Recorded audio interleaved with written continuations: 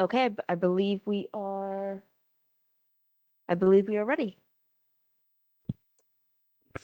Okay, thank you. So, yes, my name is Frederick Wang, not Frederick Chopin.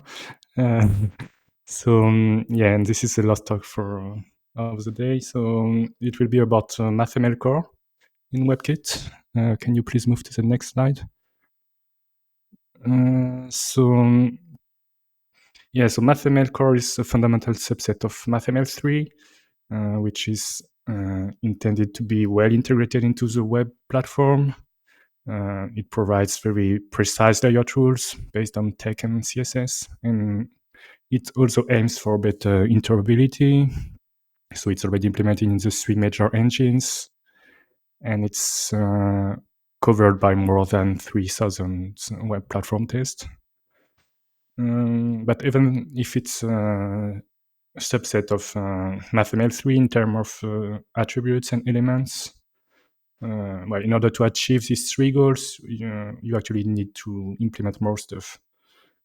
So on this slide, you see a basic demo of MathML, which is well, it has some CSS colors and CSS animation.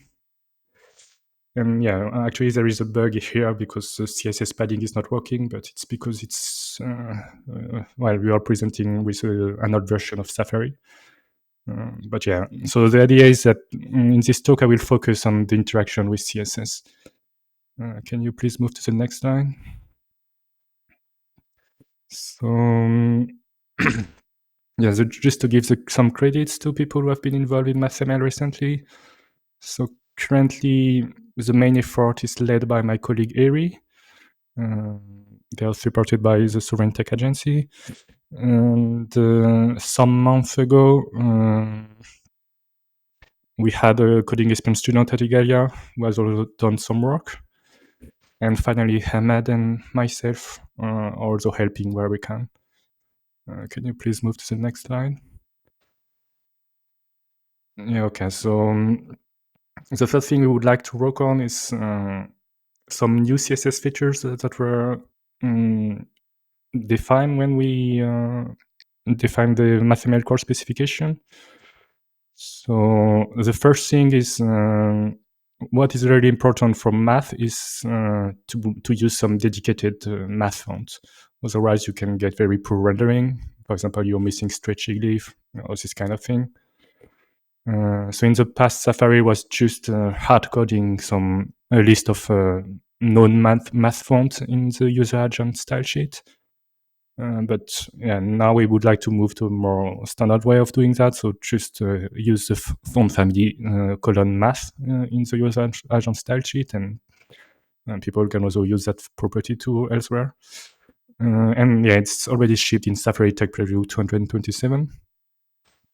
Another feature that we implemented some years ago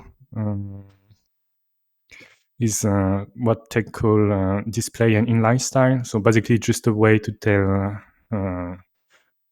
whether the mathematical formula should be rendered with more compact height or not. And another property that is kind of similar, but maybe it's a bit more subtle, is what tech calls cramped style. When we define it in CSS, we choose instead the name math shift.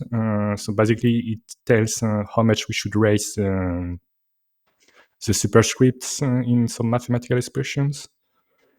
And this is going again to be shipped in Safari Tech Preview 227. And the last things that Ari is working on currently, well, there are 2 things. One thing is a very old bug, actually. It's related to font size adjustment for nested constructions. So here you have a continued fraction, and normally it should render with smaller font size the more you get deeper in the equation. So again, WebKit has some partial support for that, but well, it doesn't really work well with, for example, math style property, or it doesn't take into account some parameters from OpenType. It doesn't allow to be overridden by some user attributes. So yeah, we would like to rewrite this implementation and make it more complete using CSS properties. And Airy already has some patches for that. And finally, I'm not sure we see the details on the slide here, but this is related to automatic math italic. So basically, the idea is that when in mathematical expression, the variable with only a single letter, they should be rendered with some specific italic character coming from some dedicated Unicode code block. Yeah, again, WebKit has some support for that in MathML, but it's basically overriding the paint method in the render classes, which is probably not really nice. So instead, we would like to, again, use a more CSS compatible approach. Well, in that case, the natural way of doing that is text transform. Can you please move to the next slide? Okay, so these were for the new CSS properties, but there are also existing CSS properties and features that we need to make them work with MathML. So I already mentioned, for example, border padding, margin, width, and height.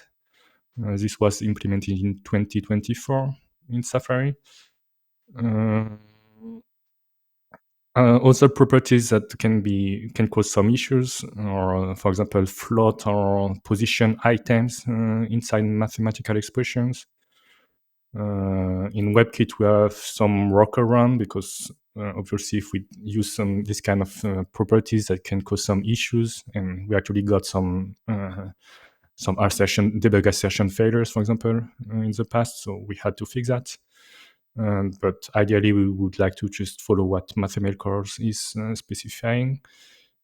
Other CSS properties that can cause issues are writing mode and direction. Writing mode, we just want to basically disable it for now because we didn't really find a use case for that. Even so, there was some discussion about Japanese formulas, but it was not really clear whether we should support that for now. Another thing is direction. Direction, we have a concrete use case in some Arabic countries. They are using basically right to left mathematical expression. And again, WebKit has partial support for that, but it also has some bugs. So yeah, we would like to finish that and complete the implementation. Finally, we have this. This is something also that is similar to SVG. So in the past, MathML and SVG, I believe, with the specification, they define their own syntax for length attributes, which were based on CSS2, I believe. But now in MathML core, we just said, okay, MathML lengths are the same as length percentage. So this is not implemented yet in WebKit, but we already got some bug report that, for example, we are missing units. And this is something we would like to address too.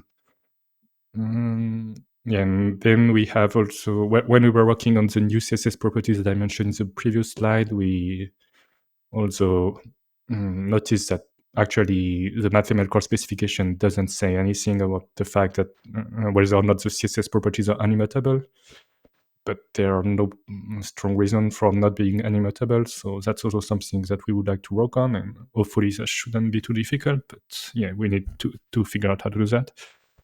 And yeah, probably there are more issues that can come with CSS, but at least this is a list of things that we would like to consider for this year and next year. Can you please do the next slide? So actually that was actually the last slide. So I don't know if there are questions. I think Ari is also here if you want to ask them some question. Yes, I think we have time for maybe one or two questions. Any online? Okay, I think that is it. Thank you all so much. Give a round of applause.